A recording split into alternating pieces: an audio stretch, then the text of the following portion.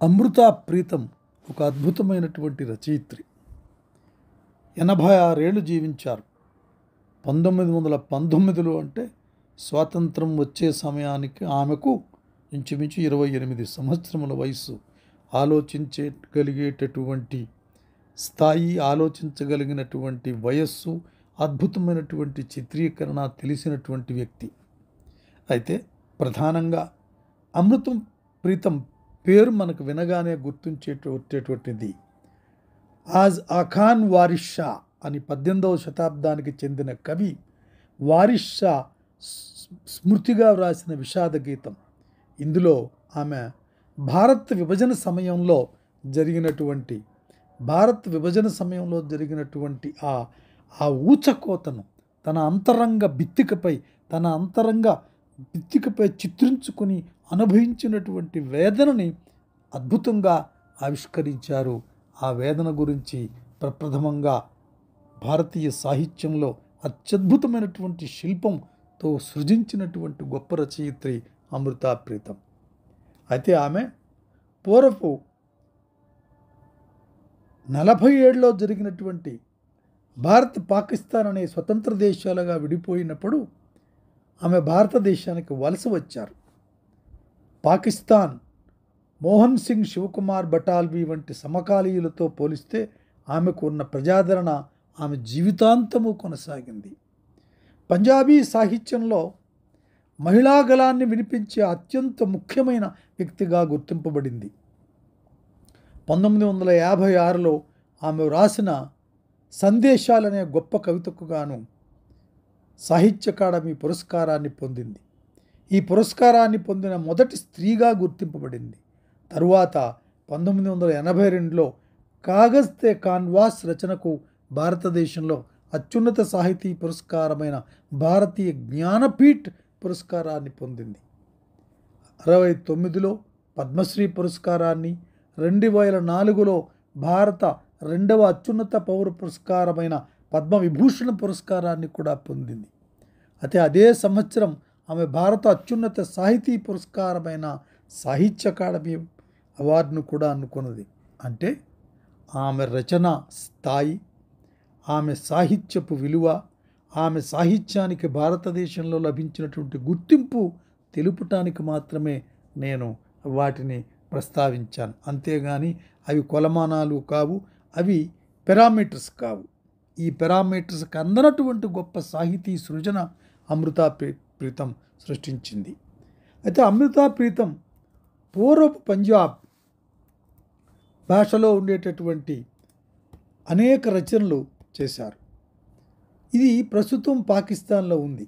అయినా ఆమె మనస్సు ఎంతవరకు ఆ స్పందన, ఆ కాలంలో జరిగినటువంటి ఆ స్పందన, ఆ విభజన కాలంలో జరిగినటువంటి ఆ ఊచకోతల స్పందన మనం చదివినప్పుడు ఒళ్ళు జలుదురిస్తుంది. ఆమె రాసిన పదునైన కవితలు, ఎన్నో కవితలు అద్భుతంగా ఉన్నాయి.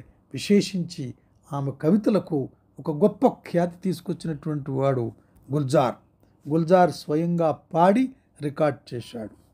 అయితే బ్రిటిష్ ఇండియాలో స్వతంత్ర దేశాలుగా విడిపోయినప్పుడు జరిగినటువంటి రక్తపాతం ప్రపంచ చరిత్రలోనే అటువంటిది జరగడం చాలా అరుదైనటువంటిది. అంత గొప్ప రక్తపాతం ఆమెకు ఆ సమయంలో ఆమె చూసింది.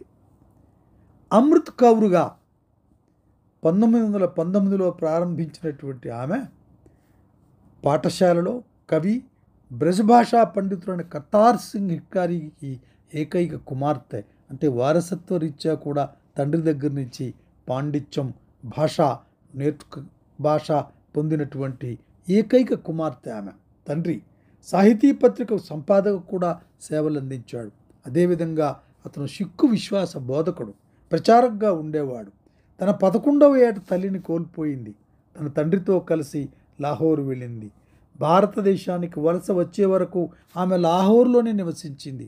అంటే రెండు సంస్కృతులు, ఉభయ సంస్కృతి, స్వాతంత్ర అనంతరం వచ్చినటువంటిది, స్వతంత్రానికి ముందు ఉన్నటువంటి ఆ కాంపోజిట్ కల్చర్ తాలూకా గొప్ప అవగాహన కలిగినటువంటి రచయిత్రి అమృతా ప్రీతం. అయితే ఆమెను చాలాసార్లు శృంగార రచయిత్రిగా ప్రయాణాన్ని ప్రారంభించిందని చెప్తారు. కానీ ఆమె తొందరలోనే ఆ శైలి మార్చుకొని ప్రగతిశీల రచయితలలో ఉద్యమంలో భాగమైంది. దీని ప్రభావం రచనా సంపుటి లోక్ పీడ్ ప్రజల వేదనలో చూడవచ్చు. ఇది బెంగాల్లో కరువు తర్వాత దెబ్బతిన్న ఆర్థిక వ్యవస్థ, యుద్ధం తర్వాత దెబ్బతిన్న ఆర్థిక వ్యవస్థను బహిరంగంగా విమర్శించింది. ఆమె సంఘసేవా కార్యక్రమాల్లో పాల్గొని హృదయపూర్వకంగా తన సేవలను అందించింది. భారత స్వాతంత్రం తరువాత సామాజిక ఉద్యమకారుడు గురు రాధాకృష్ణ మొదటి జనతా గ్రంథాలయాన్ని ఢిల్లీకి తేవటానికి ఆమె తీసుకున్న చొరవ చాలా అద్భుతమైనటువంటిది. ఆమె బలరాజ్ సహాని, అరుణాసఫ్ ఆలీలచే ప్రారంభించబడింది. ఆ అధ్యయన కేంద్రం ప్రస్తుతం ఢిల్లీలోని క్లాక్ టవర్ వద్ద నడుపబడుతున్నటువంటిది. ఇది ఒక అద్భుత స్థలం. ప్రఖ్యాత రంగస్థల కళాకారుడు, దేశ విభజనపై నిర్మించిన అజరామర చిత్రం గరం హవా దర్శకుడైన ఎంఎస్ సచ్చు అరుదైన రంగస్థల ప్రదర్శన ఏక్ థీ అమృత ద్వారా ఆమెకు రంగస్థలం నివాళి అర్పించారు. అంటే ఆమె ఎంతమంది హృదయాలను, ఎంతమంది ప్రభావశీలురైనటువంటి సృజనాత్మక కలిగినటువంటి వ్యక్తులపై ఆమె ప్రభావం పడింది. ఆమె తాలూకా సాహితీ గరిమ ఎంతమందిని ఆకర్షించిందనే దానికి అది ఒక గొప్ప తర్కాణం. అయితే వ్యక్తిగత జీవితంలో ఒక ప్రముఖ వ్యాపారవేత్త కుమారుడు ప్రీతం సింగ్తో అమృత్ వివాహం జరిగింది. 60లో ఆమె తన భర్తను విడిచిపెట్టింది. కవి సాహిర్ లూధియాన్వితో అవ్యక్త ప్రేమ ఉండేదని అంటారు. కానీ ఈ ప్రేమ కథ ఆమె ఆత్మకథ రసీదీ టికెట్ రెవెన్యూ స్టాంపులో చిత్రీకరింపబడింది. వేరొక గాయకురాలు ఆయన జీవితంలో వచ్చిన తర్వాత ఆమె తన జీవితాన్ని ఇంకొకరి విధంగా గడిపారు. పుస్తక ప్రపంచంలో మునిగి అనారోగ్యంలో బాధపడుతున్నప్పుడు కూడా తన రచనా ప్రయాణాన్ని ఎప్పుడూ ఆపకుండా తన 86వ ఏట ఢిల్లీలో మరణించారు. అయితే అమృతా ప్రీతం మనం ఎందుకు చదవాలి అంటే, ఒక రచయిత ప్రాథమికంగా స్పందించే హృదయం లేనటువంటి రచయిత మానవుని బాధలు, గాథలు, ఆ బాధల గాథలు, ఆ వెనకుండేటటువంటి శక్తులు, నిర్నిద్రమైనటువంటి అందులో ఉండేటటువంటి పోరాటం, ఆ భావ సంఘర్షణ గురించి చెప్పలేరు. అటువంటి స్పందించే హృదయం, అద్భుత హృదయం అమృతా ప్రీతంకు ఉంది కాబట్టి మాత్రమే తాను అంత గొప్ప అయినటువంటి కవితలు రాయగలిగింది. ఆ వేదనను వ్యక్తం చేసింది. ఆ వేదన గురించి మనం చదివితే మనస్సును కలిచివేస్తుంది. ఒక్కొక్కసారి ఆమె రాసిన కవితను మనం విని కానీ చదివిని కానప్పుడు చాలా అద్భుతమైనటువంటి పరివర్తనాశీలమైనటువంటి ఆలోచనలతో మనస్సు నిండిపోతుంది. అయితే ఆల్ ఇండియా రేడియోలో పనిచేసింది ఆవిడ. ఆమె పని మరింత స్పష్టంగా స్త్రీవాదం చేసింది. అప్పుడు ఆమె కథలు, కవితలలో ఆమెకు వివాహం, విషాదకరమైన అనుభవాలను చిత్రీకరించబడ్డాయి. ఆమె రచనలో అనేకమైనటువంటివి పంజాబీ, ఉర్దూ భాషల నుండి ఆంగ్లం, ఫ్రెంచ్, డానిష్, జపనీస్, మాండరిన్ ఇతర భాషల్లోకి అనువాదం చేయబడ్డాయి. వాటిలో బ్లాక్ రోజ్, రసీదీ టికెట్ అనే స్వీయ చరిత్రలు కూడా ఉన్నాయి. ఆమె రాసిన పుస్తకాల్లో ధర్తీ సాగర్ సిప్పియాన్ కాదంబరి సినిమాగా తీయబడింది. అయితే ఆమె రాసిన పింజర్ కాలంలో బాధపడుతున్న మహిళల సంక్షోభంతో పాటు విభజన అల్లర్ల కథను వివరిస్తుంది. మానవత్వ అంశాల కారణంగా ఈ కథ చంద్రప్రకాష్ ద్వివేదిచే సినిమాగా కూడా నిర్మించబడింది. అనేక పురస్కారాలను అందుకుందామె. పుస్తకంలో అమృత 2 ప్రజల బాధలను చిత్రీకరించింది. అనేక సంవత్సరాల పాటు పంజాబ్ భాషలోని సాహితీ మాసపత్రిక నాగమణికి సంపాదకత్వం వహించింది. దానిని ఇమ్రోజ్తో కలిసి 33 సంవత్సరాలు నడిపింది. ఇది సామాన్యమైనటువంటి పని కాదు. హిందీలో కూడా చాలా కాలం పాటు రాశారు.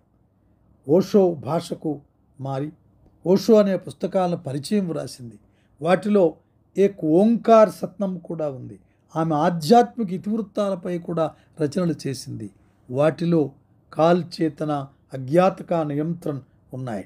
అయితే ఎందుకు మనం ఈమె రచనలు చదవాలి అంటే, ఈ పంజాబీ రత్న పురస్కారాన్ని అందుకున్నటువంటి రచయిత్రి మనల్ని ఒక కోణంలో నుంచి వేరొక కోణంలోకి, అనేక కోణాల్లోకి తనదైనటువంటి సృజన ద్వారా తన రచనల్లోకి మనల్ని ప్రవేశింపజేసి మనల్ని ఆలోపింపజేసేటటువంటి అద్భుతమైన శిల్పం, చిత్రీకరణలో ఉండేటటువంటి వైచిత్రి, ఆ శిల్ప కళ అమృతాప్రీతం సొత్తు. అప్పుడు ఆ శిల్ప కళ మనం అనుభవిస్తాం. ఆమె పుస్తకాలు చదివినప్పుడు తద్వారా చైతన్యవంతులం అవుతాం. ఆమెకు అంతర్జాతీయ పురస్కారాలు కూడా వచ్చింది. రిపబ్లిక్ ఆఫ్ బల్గేరియాలో అవార్డు వచ్చింది. ఫ్రెంచ్ ప్రభుత్వం ద్వారా డిగ్రీ ఆఫ్ వచ్చింది. వారసత్వం చెప్పబడింది.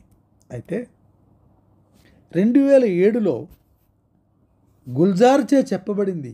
అమృత రిసైటల్ బై గుల్జార్ అనే పేరుతో ఒక ఆడియో ఆల్బమ్ ప్రముఖ గాయకుడు గుల్జార్ చే విడుదల అయింది. అయితే అమృతాప్రీతం కవితలను గుల్జార్ అందులో పాడాడు. ఇది ఒక అద్భుతమైనటువంటి భావన, ఒక అద్భుతమైనటువంటి అనుభవం కోరుకుంటే ఈ గుల్జార్ పాడినటువంటివి ఇవి మనం తప్పకుండా విని తీరాలి. నేను ఎందుకు ఇంతగా అమృతాప్రీతం గురించి చెప్తున్నానంటే, 86 ఏళ్ల జీవితంలో సుమారు 6 దశాబ్దాల కాలం సాహిత్యంలో తను అనుభవించినటువంటి, తను చూసినటువంటి, తన అంతరంగ భిత్తికపై చిత్రించినటువంటి అనేక దృశ్యాలను, అనేక వేదనలను, ఆవేదనలను తనదైన శైలిలో నిర్మించి మనకు అందించినటువంటి ఈ గొప్ప రచయిత్రి రచనా చమత్కృతిని, స్పందించే హృదయాన్ని, ఆ కవితా రీతిని తెలుసుకోవాలంటే యువత తప్పకుండా చదవాలి.